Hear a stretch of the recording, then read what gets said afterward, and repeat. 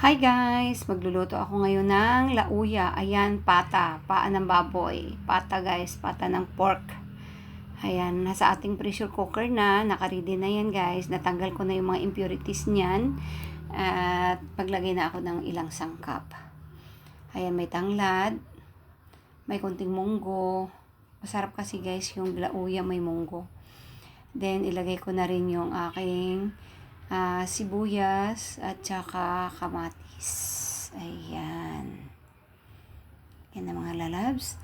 Then, maglagay na rin tayo ng panimpla. Maglagay tayo ng konting asin. Ayan. Ganyan lang ako mga lalabs magluto ng sinabawang pata. Lauya ang tawag niyan sa amin mga lalabs ko. Then maglagay na rin ako ng dito ng Knorr cubes pork. Hatiin ko lang guys. Hatiin ko lang yung Knorr cubes. Hindi ko ilagay lahat. Kalahati lang ilagay ko. Kasi masyadong marami yun. Masyadong malaki yung pagbuo ilagay natin guys. Then meron akong langka dito. Nalinis ko na rin. Isabay ko na rin sa pagpapakulo sa aking pressure cooker. Kasi medyo matigas din kasi itong langka. Kaya isabay na natin siya sa pata. At sa munggo. Para isang lagaan ng mga lalabs ko.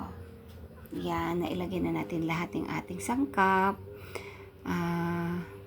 Hayaan natin siyang kumulo at lumambot. Pakuluan natin siya ng around 30 minutes, 25 to 30 minutes guys. Maglagay muna tayo ng konting bitchin, Ajinomoto. Naglalagay ko ng Ajinomoto guys sa aking mga lutuin. Konti lang naman. Then takpan na natin at pakukuluin natin siya guys. Pakukuluan natin siya ng 25 to 30 minutes. Pagka ganitong pata guys, 30 minutes ko pinapakuluan. Para talagang siguradong malambot talaga siya. Yan.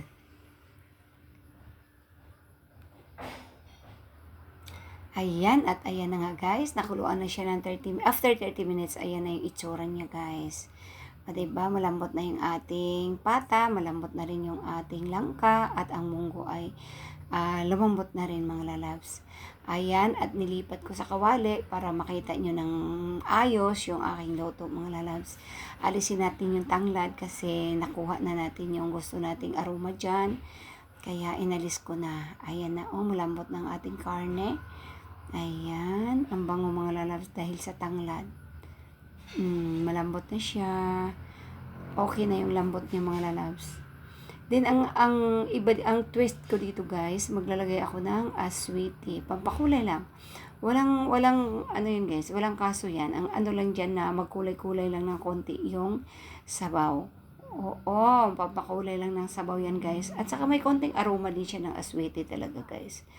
Ayan, dagdag din yan sa sarap. Diba gumanda yung kulay guys na nalagyan natin ng aswiti. Kaunti lang talaga nilagay ko. Kasi yung isa kong anak ayaw niya ng may kulay na maraming aswite. Nilagyan ko lang ng konting aswite para may kulay lang talaga yung aking sabaw. At dahil konti lang yung nilagyan nating asin, nagdadagdag tayo ng patis. Masarap ang patis panimpla guys sa mga lutuin. Ito talaga yung gamit ko. Ayan, konting asin, ang konting patis. Then lagyan na natin yung ating siling green, bell pepper. May konting bell pepper guys. Ayan. Yung aking tira-tirang bell pepper sa ref. Ayan, lagay na natin kaysa masira. Then meron din akong onion leeks, lagay na rin natin. Dagdag na rin yan sa aroma at pampasarap sa ating sabaw mga lalabs. Ayan siya. O diba, looks yummy na siya guys. Ang sarap. Masarap talaga guys yung pata ng pork na lagyan nyo ng munggo at saka ganitong klaseng luto guys. Masarap siya. O diba ang dami po yung kawali ko guys kasi isang buong pata to. Pinahiwa ko lang. Ayan, at inano na natin lahat. Nilaga na natin lahat mga lalabs. Ito yung paborito kong sabaw din guys. O diba, may sumilip. Ang bango guys. Kung naaamoy nyo lang, napakabango. Dahil sa tanglad at saka sa onion leeks, yung mga aroma yan nilagay natin. Ayan, ang sarap na ng ating sabaw. Malapit na to guys. Malapit na tayo makakain. Pinapakuluan ko lang siya para maano yung aswitin na nilagay natin. At yung nilagay natin mga pampalasang pampaaroma. Tikman ko muna.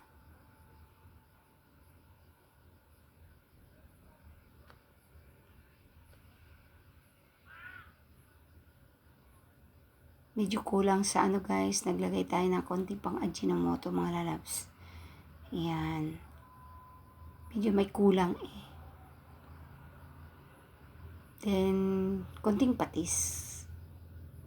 Kasi medyo matabang pa siya.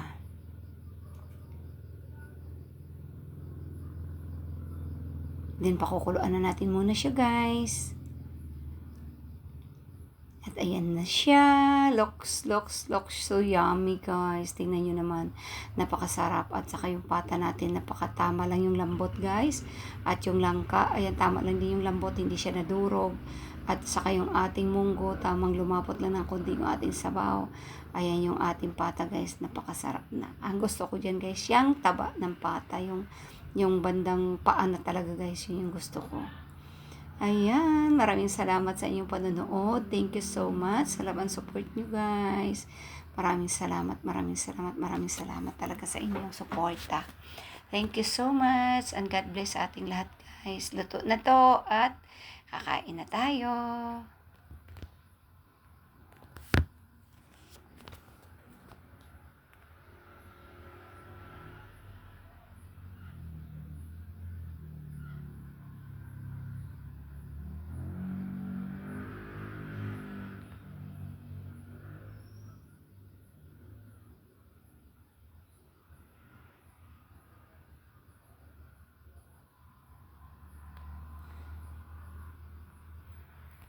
Thank you for watching guys. Ayan na siya. Maluluto na. Thank you. Bye-bye. See you next time and God bless ating lahat mga lalabs. Thank you so much.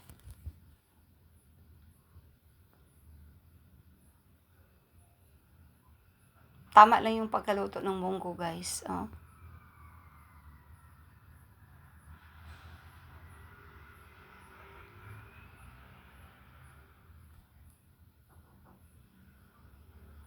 May tira pa tayong